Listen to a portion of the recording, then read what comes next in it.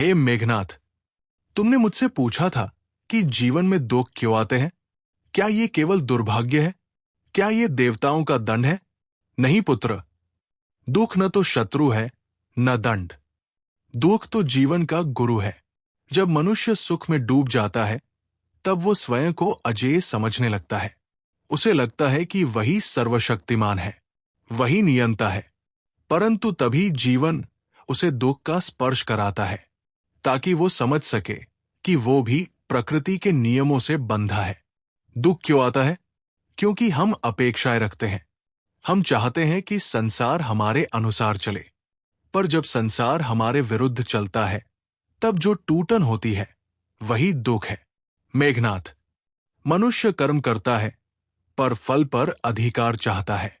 जब फल वैसा नहीं मिलता जैसा वो चाहता है तो वो भाग्य को दोष देता है, ईश्वर को दोष देता है। पर सत्य ये है, दुख हमारे कर्मों, हमारी आसक्तियों और हमारे अहंकार का परिणाम है। मैं रावण हूं, ज्ञान का समुद्र, शक्ति का प्रतीक। फिर भी मेरे जीवन में दुख क्यों आए? क्योंकि जहां अहंकार होता है वहां पीड़ा जन्म लेती है। जहां मैं बड़ा हो जाता है वहां शांति छोटी पड़ जाती है। दुख हमें तोड़ने नहीं आता, वो हमें गढ़ने आता है।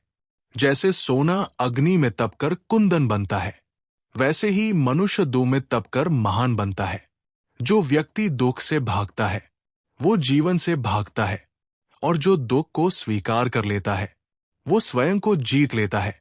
याद रखो मेघनाथ, सुख क्षणिक है पर दुख शिक्षाप्रद है।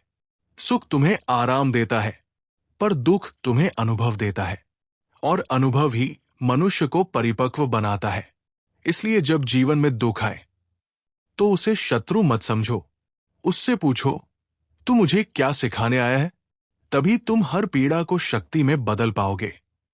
रावण गंभीर होकर आकाश की ओर देखता है। जीवन में दुख इसलिए आते हैं मेघनाथ, ताकि मनुष्य अपने भीतर छिपे असली सामर्थ्य को पहचान सके।